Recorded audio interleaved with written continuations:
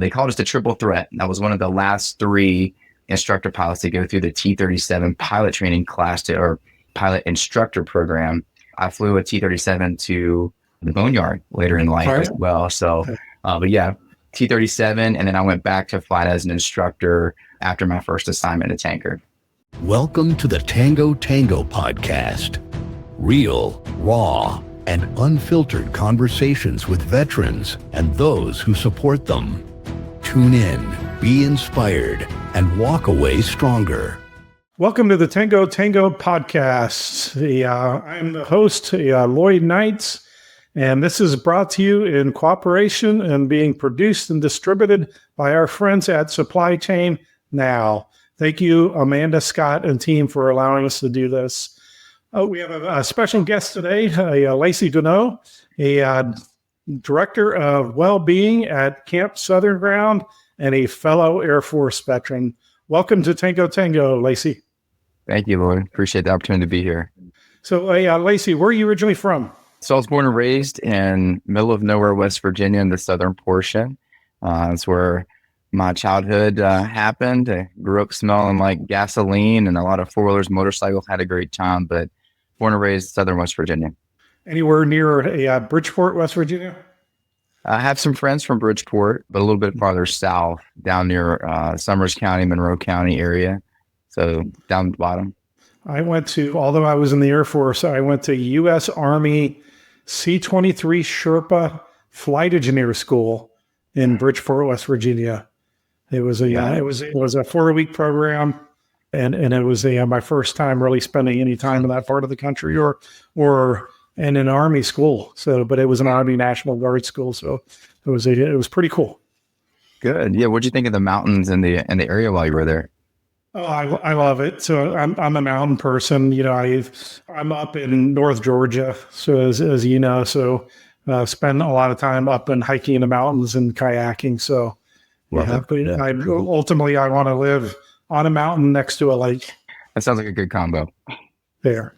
So you joined the Air Force. Was it right out of high school, or did you play around for a little bit? So as soon as I graduated high school, I didn't know which college I was going to go to. I ended up going to West Virginia University and showed up there not really knowing, where I was going to go. I was kind of on a marketing degree path, which is where I ended up. But my uncle Melvin, who was a gentleman that graduated high school, went to college, failed out of college, essentially, went to the Marine Corps, came back, got straight A's in college, roughly, and got really smart and became an Air Force officer, right? So he had taken an assignment to be at the West Virginia University ROTC detachment. So Air Force ROTC is what he was running, and he pulled up in this old Toyota truck, 2-wheel drive, ugliest brown with Highwayman written down the side. And he said, "Hey boy, hop in and let's go try ROTC." So I was at WVU and tried out ROTC.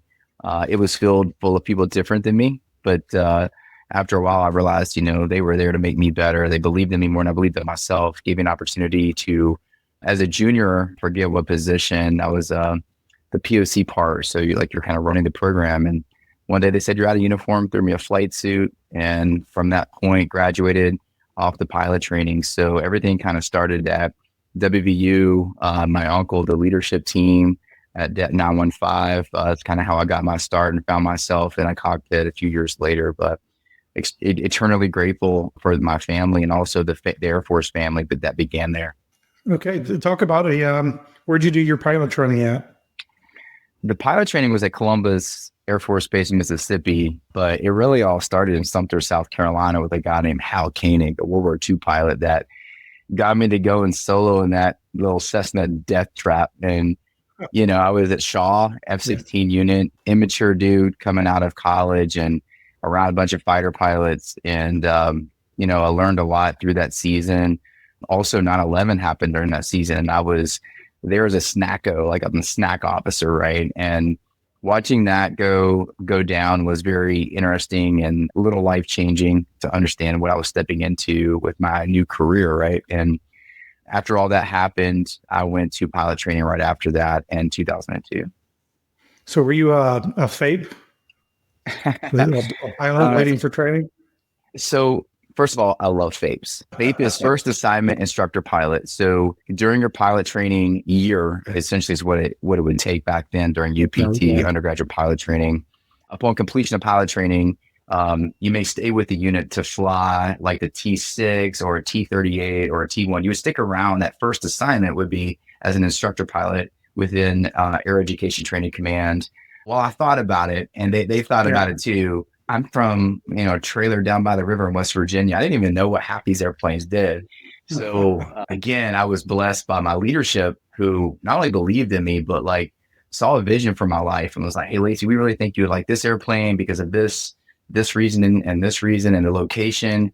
Big family guy. So I wanted to be in the Southeast near my family and really close to my grandparents. And I wanted to be around. And little did I know I'd be deployed all the time, but they figured out which direction I should go. So instead of being a FAPE in that first assignment, being an instructor pilot, they sent me to the Southeast to fly KC-135. So I was a refueler guy for my first assignment, which I loved and got to see the world, a lot of deployments, a lot of great people, and a great mission, as you know, kind of fueling the fight or passing gas, however you want to look at it. But great community and a lot of fun.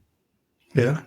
So you flew in pilot training, you flew the T-37 Tweet first. So yeah, I'm so glad you brought that up. Yeah, so I flew the T-37, the Tweet, and as you know, it's a little screaming little aircraft, and you got to have a lot of fun in it.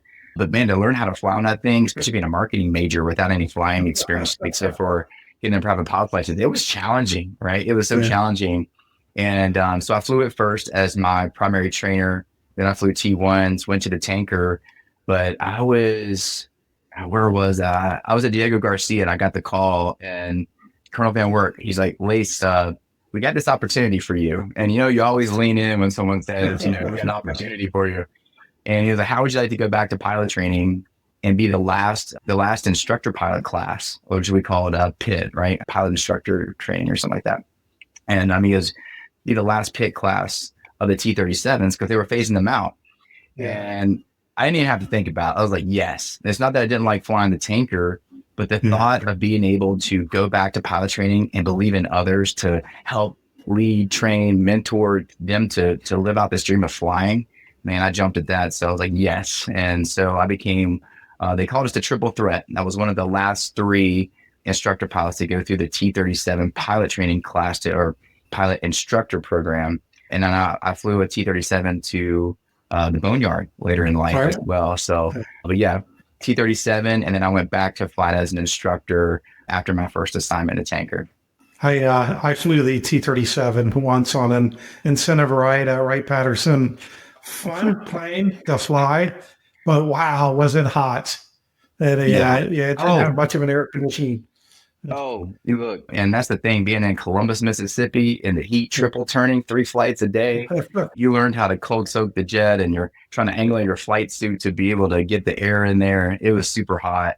T6 is a lot better, and I got some time in the T6 as well when we transitioned to that. But and I tell you what, though, that T-37 was a hoss. Half of them were bent, that had the highest G onset rate, in the inventory. No G suits, so you pull back. Lights are out, so you got to be really careful. But it was so much fun, and the group I was flying with, man, hands down, it was just an amazing team. Great season of my life and a highlight of my career. It was a lot of fun. Great. When I was at Edwards Air Force Base at the Air Force Flight Test Center, we had A-37s, and they used to do spin tests with them. And one day they spun the tail right off of one, and 3 months later, every single one went to the boneyard. So they were done with them.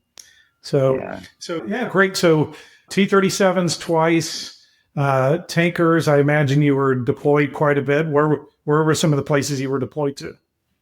Yeah, so we were in 2003 when I first showed up mission qualified. It was all OIF, OEF. Later in life, it was your serious stuff, but we placed the tanker in a pretty safe place, which was always a blessing, and always decent food, being in the Air Force and all that. But we were in tents in different places. But OIF or OEF, we were there quite a bit. So at the standard places that you would have 135s and KC-10s. So we were there quite often. And then Diego was one of those trips too. That was a lot of fun with one of my deployments. But anywhere the tanker would go, And there was a season that we would take the tanker in country at different locations. And I had been able to land and be at those locations, I think roughly 3, during my career, which is pretty cool to be in country in a tanker and be closer to be able to support those that needed it. So that was a lot of fun. And you felt like you were supporting and making a bigger difference. Neat. Yeah. Well, if you were in a tent in 2003 on a tanker deployment, you have one person to blame, and you're looking at them. Because I was in charge at tanker TACC for all the tanker deployments in 2002 and 2003. So that's fine. All my friends are going to send their regards, and Lloyd, I appreciate you sharing that. Looking back, I mean, that, as you probably reflect too, those were the good times, being in the tents, a lot of people in there, it didn't smell too good, all the bottles of water, but at the end of the day, we knew a lot of people had a lot more rough than we did. But looking back, like some of those hard times, those were the fun times now looking back. I'm not sure about you, but yeah, so I can give you the credit. I can give you the credit of those good times. We were kind of rivals. Lacy was on the tanker side and I was on the cargo side. But through assignments, I got made a lot of great friends with some of the tanker guys. My late friend, Jeff Seidels, he passed away, was a chief master sergeant on the 135s and KC-10. So made a lot of great friends in the tanker community, but we'll always still be rivals. That's right. We had a lot of cross-flow folks as well come into the tanker world. But yeah, it's definitely a healthy rival, but a lot of fun too. So fast forward, why'd you decide to get out of the Air Force? I just recently got out. It's just over a year almost to the day that I got out. And I ended up going back and being an instructor pilot. I took another tanker assignment, a great assignment. It was a TFI, total force integration, where we were working in concert side by side with a guard unit in Birmingham, Alabama. So you had the 117th Air Refueling Wing, and you had this active duty associate unit. And so I got to go to the active duty component, made a lot of friendships there, fell in love with, the guard and the guard family. And those are still my best friends to this day. So I have a lot of active duty friends to this day as well that I grew up as co-pilots with. And once I got to the 117th, it just felt like home. I got hired by the 117th, took over stand eval. So that's kind of like the apex of your flying career, just being an evaluator. So I love doing that. I'm not sure if everyone else liked me showing up to give check rides. And it's also me, like I'm pretty talkative. So me showing up as an evaluator, being quiet, it's really uneasy. But just that team there at the 117th, those people are now family. And I'm really proud to be a part of that heritage. And then now they're still a part of my family. I still talk to these folks often. Without community, as you know, when you retire, or get out, you can get pretty lonely. So it's great to have them. And so that's where kind of, I transitioned there 2014, 2015. I got an opportunity to go teach at Sanford active duty again, but still in the Birmingham area. So I still had my friends there, did active duty for 4 years there, did 3, and they asked me to stick around 1 more year. And the guard was in concert the whole time saying, yep, we want you to do what you need to do. We'll be here when you're done. Just a testament to their friendship and loyalty. And then I came back to the guard unit and got married, wanted family, right? So I had a little one on the way, and then I had this decision to make as the IG and get into the end part of my career in a guard unit. Do I want to stick around, and what does that mean, with my path, or do I want to get out where I can retire, ultimately do something new, a fresh start with something new that maybe I'm passionate about, which I am, and then bring my family with me to focus on family. So something that I've said here recently is, when your values are in alignment, your decisions become a lot easier.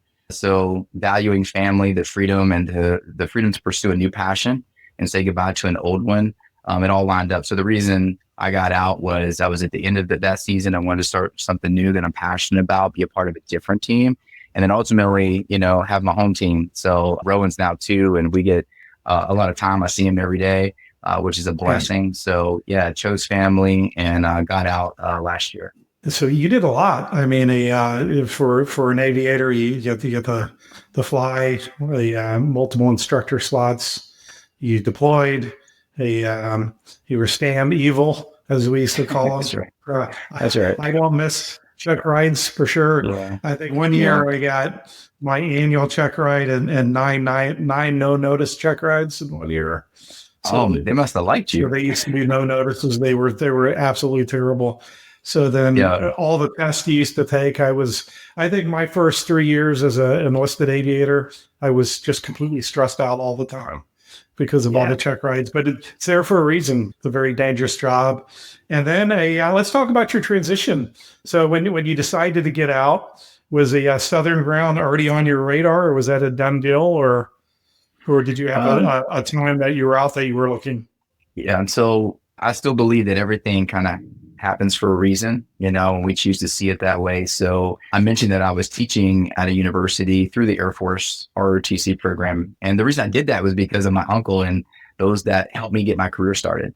So I wanted to go back, hand out flight suits. I wanted to go back and just pay it forward. And I got to do that, which is amazing. Like some of my cadets that 18 years old are now captains buying their first home. I just got a flag from a kid that is now a dad, a husband. He married another cadet that was in my charge. And he just sent me a flag from a combat sortie, and he's a captain as well. And he's a dad. And so during my time there in 2016 and 2020, I had the opportunity to take leave and, not being married at the time, I would just go and serve different causes. I was with Team Red, White, and Blue. And I had some connections to where I live now through a church events. And I went to this event. I met some people, and I got a call one day back in 2018. It's like, Lacy, we would love for you to come over and help us start this thing at Camp Southern Ground, which is Zac Brown's nonprofit. Got 400 acres here, amazing facilities, and we want to serve veterans. We'd love for you to come through this initial program, act as a tribe leader, kind of give us some insights and, see what we can build here. So that's how it all started. 2018, I came over, Jake Dukes, Joey Jones were there, and they had this idea. Zac had this vision, and they were putting it together. So I got to kind of see a snapshot of what it could be. I served in that very first cohort of Warrior Week, came back for a few events. And so I kind of had a vision for where I could go. And each year, we would kind of check in with each other and see how it's going. And Jake would take me to coffee, or we would just connect and say, hey, well, when are you retiring? And like, would you like to come back? And they called me in fall of 2022. And I had an infant newborn making that decision left or right.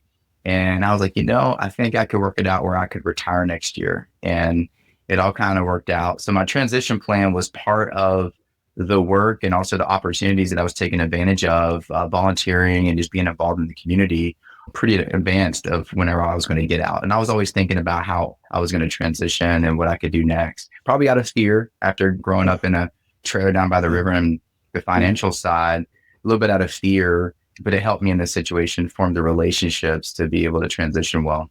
A little fear is good at times. So it can be. It can be for sure. It motivates you. So definitely we're going to talk about your next steps, but want to walk it back a little bit and talk about the camp itself and the story of how that became into fruition. I had a wonderful tour last year. Jake and Lacy took me around, and I was able to participate in one of the Warrior Week panel discussions. But what really moved me was Zac Brown's story. Can you just walk our viewers through how Zac decided to start this 400-acre camp? Who does that? Yeah, for sure. So for those that are listening, while my story is great, this is the most important part of this podcast. And when we ask, when did Camp Southern Ground really start? A lot of people love to say that it was when Zac Brown himself was 14 years old at an inclusion camp, and he got this vision as a kid. And when he was going to grow up, he was going to create a camp that was going to be based on the inclusion model one day when he was older. Also, before he was famous, Chicken Fried is, one of the famous songs he's written, and everyone knows him for. That last verse, before he was famous, was all about veterans. So it was very clear when Zac was young, at the camper himself, that when he grew up, he was going to have his own camp. And it's got two missions. So during the summer, 8 weeks, he's serving roughly 800 children, 30% of which are non-typically developing neurodivergent children. So that inclusion model that transformed his life is now transforming lives beyond. So Zac has curated 411 acres with amazing facilities, facilitators, a great team that is able to create that dream he had when he was 14. So we got the summer camp during the summer. And so the fall and spring, again, he has a heart for veterans. And so we currently have 3 different programs and a new one that I can talk a little bit about. But in the fall, we have Warrior Path, which is all about post-traumatic growth, as you know, and there's 9 sites across the nation. We are lucky to be one of those. And we have an amazing team that's running that Path program that's transforming lives. And it's all about post-traumatic growth. And we just went from 11 to, I think, 16 programs. So they're just really max performing. It's always Warrior Path or Warrior Week season in the fall. And we run 8 Warrior Week programs, which is another no-cost program. And it's our flagship. It's the one back in 2018 that we started. And it's all about transition. It's about finding meaningful work. Like, who am I outside the uniform, and what's next in my life, and what problems am I designed to solve that I want to solve out in the world, and how can we make a difference? And we have a unique approach because we use Clifton Strengths. We are a Gallup-based organization, so it makes sense to do that. And we use the Wellbeing Index and the essential areas of well-being, whether it's career, purpose, community, finance, physical, and emotional, to make sure that we show up well for both personally our families, but also you show up with force at work. Like, so it's the holistic concept of taking care of the veteran when they get out. And Lloyd, you know this better than anybody. Veterans, they want to serve everybody. And they will get out there and serve all kinds of causes and serve everyone but themselves and pour out and burn out. And so we realized that we have to have some training and some awareness on how to take care of yourself while you're taking care of others. And it's such a great struggle and challenge, but we've got it down pat, and we're making a difference and moving the needle there. So that Warrior Week transition program, it's amazing. So I'm hoping to get the word out about that. And we're always wanting to do more for families. So we're currently running 5 Warrior family camps a year. We got one coming up tonight. So I'll get to go to dinner and meet probably 11 to 14 families, whatever your family looks like. It could be a single dad who's a veteran with their kid and grandmother, or we're just excited to get families there. And the families, you know, the kids can be from 5 to 17 years old.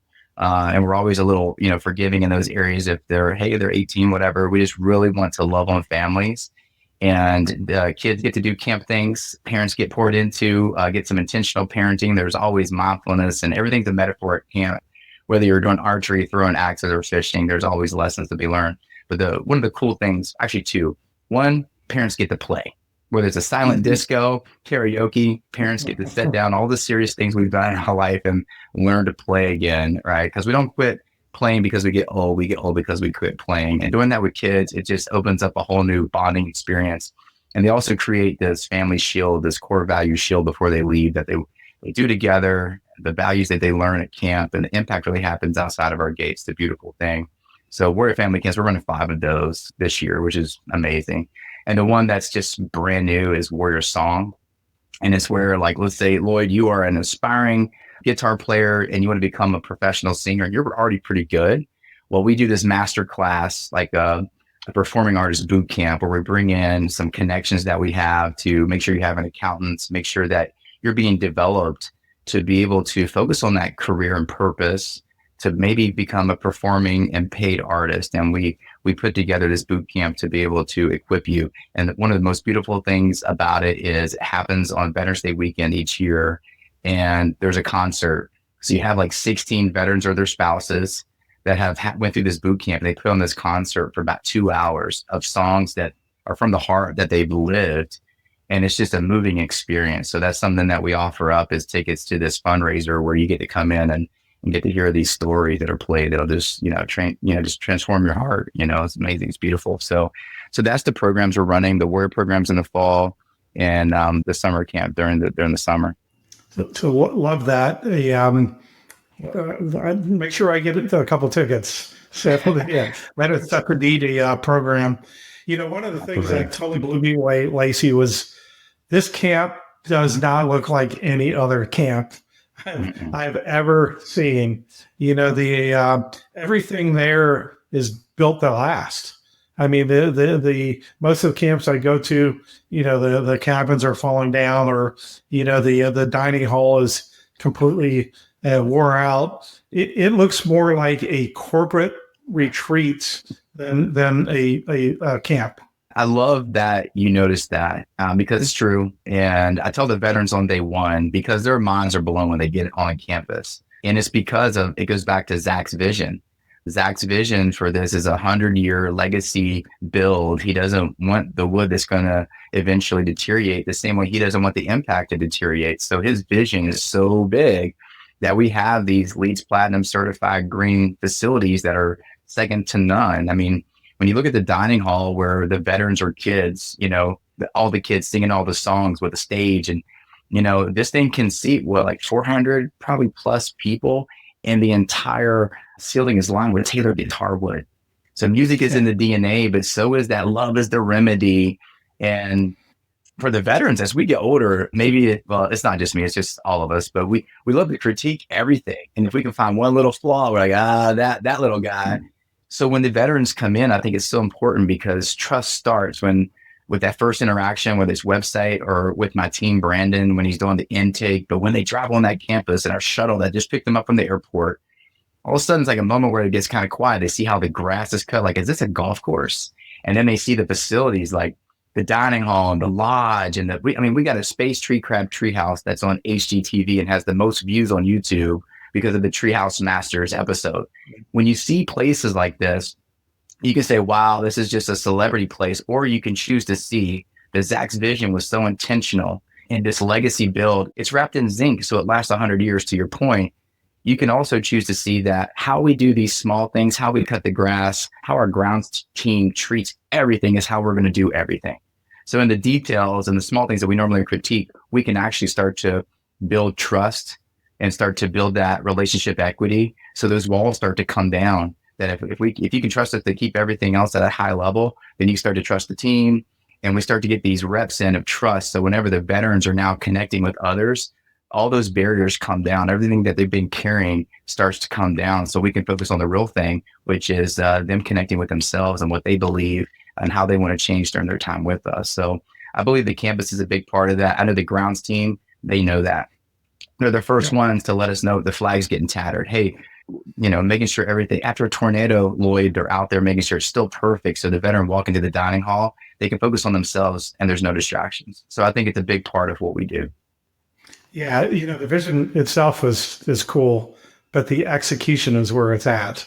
And to be able to flawlessly execute it. Another thing that I'm a foodie, I love food, love cooking. Had a great meal there, but it's not your typical camp meal either. And your kitchen is far from your typical camp kitchen. And then that you grow so much of the produce on site. Can you talk about all those things? Absolutely. So at Camp Southern Ground, the phone eats first. Everyone takes photos. And Megan, our program manager, she actually briefs everyone during a safety brief, like, do not take photos of the food and send home to your spouse. That will get you in trouble because of the great food that you're eating. And that, again, it all comes down to teams, and our teams are amazing. So Collins and the executive culinary team, Collins was actually Zac Brown's personal chef. And so the food is absolutely amazing, and it's powered by, and we like to call it the Remedy Kitchen, but it's powered by our 11-acre organic garden. So we love to boast about everything that we do is anti-inflammatory. It's going to be nutrient dense. It's going to be gluten-free, nut-free. And we also tailor it to the diet of those that show up, whether it's no shellfish. I think yesterday I was interviewing a guy, hey, no pork, low salt. Like, all of that goes into this menu that they tailor it to each cohort. And sometimes service dogs can only eat certain things. And so this culinary team, they're going to make sure everything's perfect. And it comes down to how you do the small things. And it's part of that experience. So the magic of Camp Southern Ground, or this, immaculate experience, the unique value proposition, it comes down to every part of it and every team and what they bring to the fight. So the food is absolutely amazing.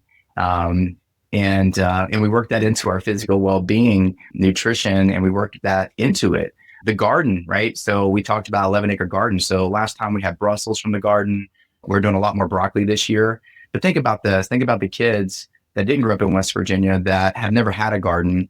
And also think about those that have a sugar spike behavior. Now they're at a camp where they're out there working in a garden, hands-on, and they're going to eat the food that they harvest earlier that day. Think about the cognitive ability of that, the physical well-being of that, and just having a hand in that and the benefits. Now think about the veterans. So yes, we go out into the garden. A lot of veterans get interest in growing their own garden. Whenever they leave, we have Larry, who, by the way, is an A-10 pilot, turned Delta pilot, now retired, and he volunteers his time in the garden. He runs the show there to create all the produce for summer camp and our warrior programs. And he does an hour module that the participants cannot get enough of, where he brings in strawberries, or he brings in whatever is there, a pineapple that he grew in the greenhouse. And the veterans are asking all these questions. It took him 3 years just to get the soil right for Zac to start planting. And he's so wise with all of his lessons that he brings out of it. But so we definitely do a garden tour and have Larry. I didn't do it for a while, and by popular demand, it's back. Larry came in, popped in for a 1 hour session, and now we're never getting rid of Larry speaking to the veterans. But the garden is a huge aspect of what we do, and we all know that physical well-being is important, nutrition is important. So yeah, we're super blessed to have that garden out there. Another thing that super impressed me was all the activities. So you know, whether it's archery or the road courses. Can you talk a little bit about everything that's there on the camp activity-wise? Yeah, for sure. We don't have enough time to talk about all the activities, but because there's just so much. And the teams, again, they take complex things and make them simple. So to be trusted with 7-year-olds up to 17-year-olds on that confidence course that's 3 tiers high, and a mega zip line that's a quarter of a mile down into the Georgia pines, safety is paramount, right? So our teams all come together to make sure every kid is safe doing that, and the kids get to enjoy that. You also have this amazing pool that, you know, it's wheelchair accessible. It also has like the audio sensory capability to basically work kids to the deep end of the pool. So maybe some of those that don't have too much water experience can go home and be confident in the pool at home. We have a pump track for bikes, and you also have the big track. And I get teary-eyed every time I tell this story about how a lot of these kids that show up that may be on some form of the spectrum, that whose parent may not have the capacity or patience to be able to help get them to have the ability to ride a bike. Now we have our staff that's from all over the world, whether it's India, Mexico, England. The English accent was in my office last year because that's where the artwork was going on, and it was wonderful. But imagine this kiddo that's coming from one of our underserved communities that got sponsored to be there, who has a parent that may not even have the time to teach them how to ride a bike. And this staff, this amazing staff, teach them how to ride a bike for the first time. Also imagine the 70% of the typically developing children setting their bike down, running over there, cheering on this kid that's never been cheered on in their life to ride a bike for the first time. Then Lloyd, they go back to their hometown, or they're in their neighborhood. They're riding a bike for the first time. So they're included. They're in that little biker gang that's riding with all the bikes, pedaling away. And I thought that was the magic. I was like, man, you sold me. I'm teary-eyed. It's great. But then this is the tearjerker. We get messages like emails or letters that say the magic is not that they know how to ride a bike. The magic is they got invited to their first birthday party. Wow. And that is like a world I didn't live in. And now having a 2-year-old who's, you know, a little wild man, like my heart is different. And to know that we do that as a camp, I mean, that is transformative. Summer camp things, I thought it was campy and kind of corny. Now I want my kid to go to learn all the songs and to connect, to learn how to connect in community behind those gates, so they can do that outside the gates in their hometowns and their schools and all that. It's amazing. And we got this huge stage and a big campfire area where they're all doing this stuff. Like you said, archery, they're learning all these life skills. We got this huge pond where they're doing all the fishing. They do kayak trips, and it goes on and on. They're throwing the axes. They got archery tag. There's a million things that they get to do at camp. That's amazing. Now, I always love to tell the veterans when they look at that confidence course, they're like, yeah, I want to go out there, and, you know, they want to get after it. And I always love to share, you're not doing that. The confidence and the real challenge course, it's each veteran that looks themselves in the mirror and says, am I living up to my potential? Am I living in a meaningful way? Am I using my talents, my strengths? Am I putting those into play? And a lot of that starts in the mirror and it starts in the classroom. And it's much more challenging to do that than to go out in the confidence course. And I've had special forces, strong dudes and ladies say, I would much rather be in a firefight than have to face my weaknesses and my vulnerabilities and have those conversations. Yeah. And I will say that confidence comes when they're had and they have a clear way forward, which is what we offer in Warrior Week. And some of them that are stuck, Warrior Path, getting them unstuck, then they come to Warrior Week And then they bring their families back to work family weekend, that triple Lindy, you do all three. I mean, it's amazing the life that you see in veterans' eyes and the hope and also the execution of how they're out there now making a difference in their own world. So it's a special place. So many activities, we could keep talking about it. That's just a few. Let's talk about specific the wins. You don't have to use names, but do you have some success story on the veteran front that you can talk about? Yeah. I mean, there's a lot that's going to come to mind. We do this one activity that I can give you a peek behind the scenes, but I can't tell you the module. But there's an objective, and the objective is asking, for help. And I'm not saying they're tricked, but they're not giving the whole picture. But we're seeing Wayne Dyer said it like this, that when you change the way you look at things, the things you look at change. And we see people that come in and they see asking for help as a weakness. I don't need it. I can do more with less. I can take the equipment I have and still get the mission done, no matter what. I'm never giving up. It sounds like my entire career, what we had to do. So when you're in the civilian world, whether it's asking for a reference or to write a recommendation for me, we tend to, at least from my experience, we see these veterans that are over there white knuckling the situation, saying, I don't need it, not asking for. They see it as a handout. They see it as weakness, where help is a strength. Asking for a referral to get you in the game, it gets you in a position where you can help another. I've had a few people, actually more than a few here recently, that during this module, it was life-changing for them. It changed everything. You could see that they came alive in that. There's some modules too that people get isolated. They don't know how to express themselves. They hold in a lot. And from the emotional well-being standpoint, all they know is happy, mad, sad.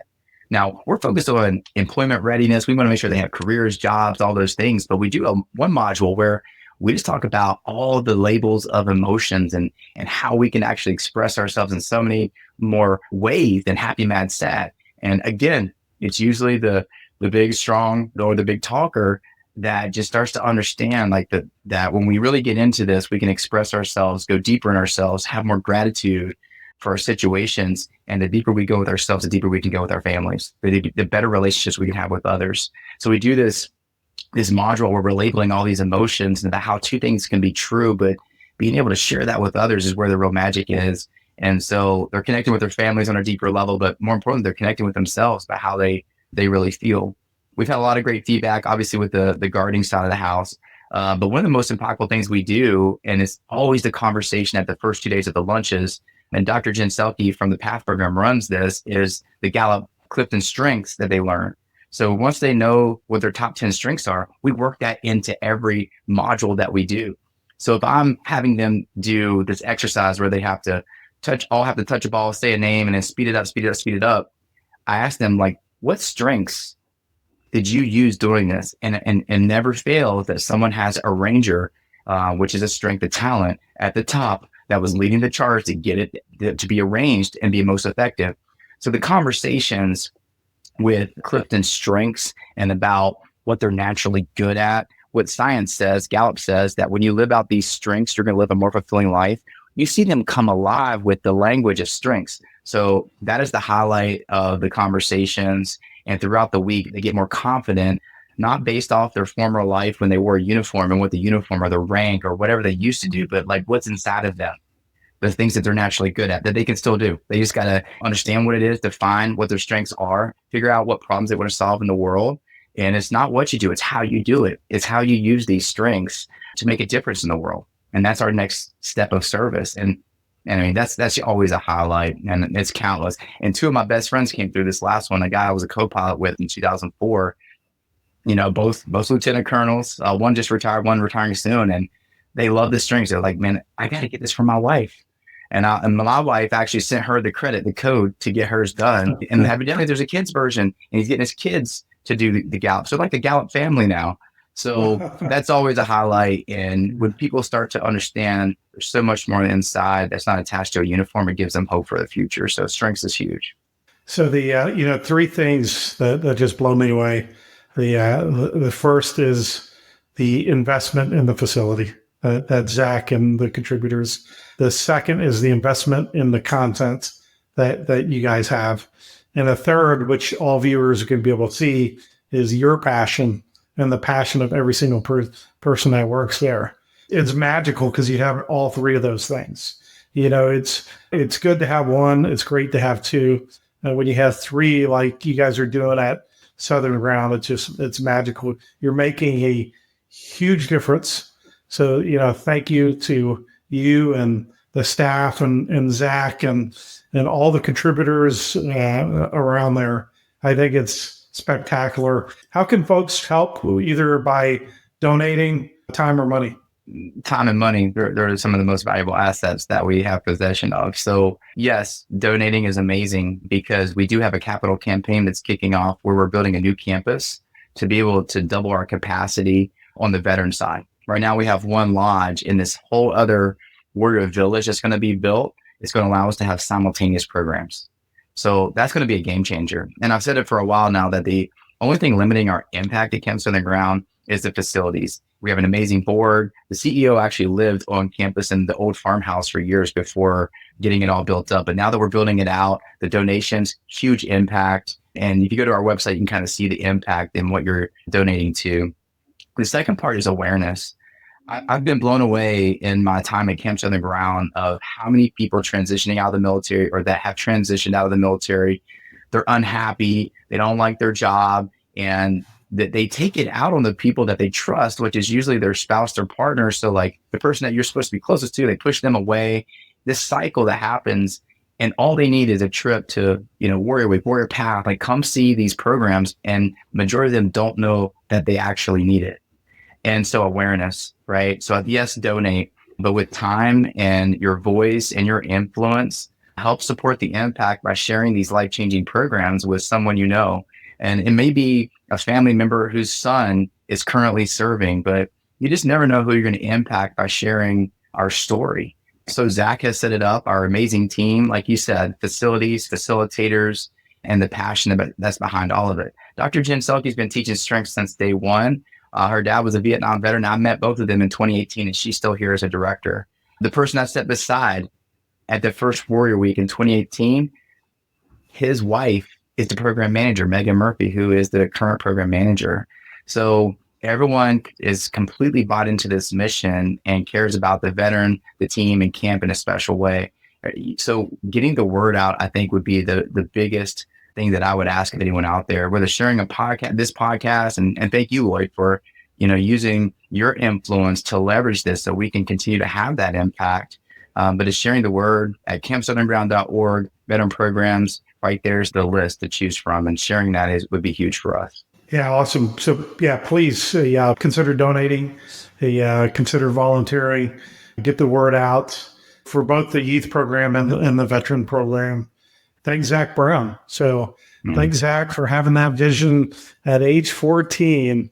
And then thankfully he could play the guitar and sing, and so he was able to make that a reality. Thank you, Zac. So yeah, pretty amazing. Go see Zac in concert because Zac still donates time and money to run this thing. And by buying a ticket, I almost said CD, but I guess you don't really buy CDs anymore. Re-downloading some of his music, you're helping support Camp Southern Ground. So Lacy, what closing comments do you have for us? Well, you know, you just touched base on Zac, who still mentions us at concerts, who still does a lot of fundraising, who still has a hand in what we do. You know, we all exist as an example for someone out there. About 2 years ago, when I first got here that first summer, Zac actually came back to camp and was a camp counselor. And I'm not talking about he got dropped off in, you know, a nice car and then he left in the evening. He spent the night. He was a camp counselor, had his own tribe of kids called the Baconators. And he was a camp counselor the entire week. And our former summer camp director, Maddie Cook, who's now a chief program officer, said he was outstanding, one of the best counselors that he had seen. So when you live the mission, when you are the mission, when you exist as an example, I think it's authentic. I think it's an amazing thing to be a part of when people are creating something, not just because you're a celebrity and it's your give back, but it's because it's what you believe. I think that's important. I think that the facilities reflect that. I think that all the facilitators and all of our teams reflect that we believe in this mission and we're all here to make a difference. And so I think that's a great way to end, is going back to the founder, which is who we all align with, our beliefs and our culture to best support, whether it's kids, and also our veterans. So I think that's a great way to end, Lloyd. Well said. So my buddy, and co-founder and vice president of Atlanta, John Phillips, always said it's about deeds, not words. And I think Zac is living by that. I think you're all living by that. So thank you. And I'm going to leave it how I always close my podcasts. Be safe, be kind, and be remarkable. The Tango Tango podcast is proudly sponsored by Supply Chain Now. Join the Tango Tango community for more inspiring stories. Follow us on Facebook, X, and LinkedIn. Subscribe to the Tango Tango YouTube channel and follow and listen to Tango Tango wherever you get your podcasts.